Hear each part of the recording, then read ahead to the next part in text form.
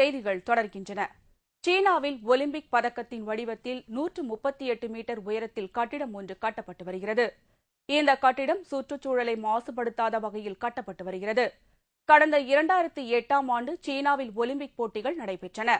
இதை குறிக்கும் வகையில் சீனாவின் சூசியாங் ஆற்று பகுதியில் 138 மீட்டர் உயரத்தில் ஒலிம்பிக் பதக்கத்தின் வடிவத்தில் கட்டிடம் ஒன்று கட்டப்பட்டு வருகிறது.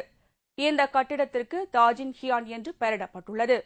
சீனாவின் கங்டாங் பிளாஸ்டிக் எக்ஸ்சேஞ்ச் நிறுவனத்திற்கு சொந்தமான இந்த கட்டிடத்தை இத்தாலிய கட்டிட கலைஞரான ஜோசப் பால்குலே என்பவர் கட்டி வருகிறார். இந்த கட்டிடத்தின் வெளிப்புற சுற்றளவு 146.6 மீட்டர் மற்றும் உள்புற சுற்றளவு 47 மீட்டர் என 33 மாடிகளாக பிரம்மாண்டமாக கட்டப்பட்டு வருகிறது.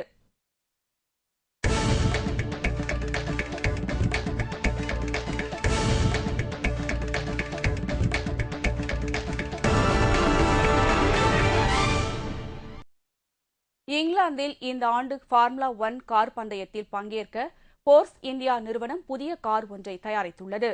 இங்கிலாந்து நாட்டின் சில்வர்ஸ்டோன் நகரில் 2012ஆம் ஆண்டிற்கான ஃபார்முலா 1 சர்வதேச கார் பந்தயம் நடைபெறவுள்ளது. சர்வதேச நாடுகளின் கார் பந்தய வீரர்கள் இதில் கலந்து கொள்கிறார்கள். போர்ஸ் இந்தியா என்ற கார் நிறுவனம் ஃபார்முலா 1 கார் பந்தயத்தில் தங்கள் நிறுவனம் புதிதாக தயாரித்துள்ள VJM5 காரை பங்கேற்க செய்ய திட்டமிட்டுள்ளது.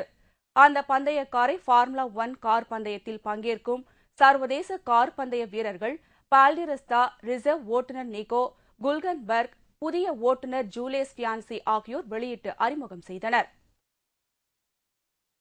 இத்துடன் செய்திகள் நிறைவடைகின்றன. தலைப்புச் செய்திகள் மாலை 6 மணிக்கு.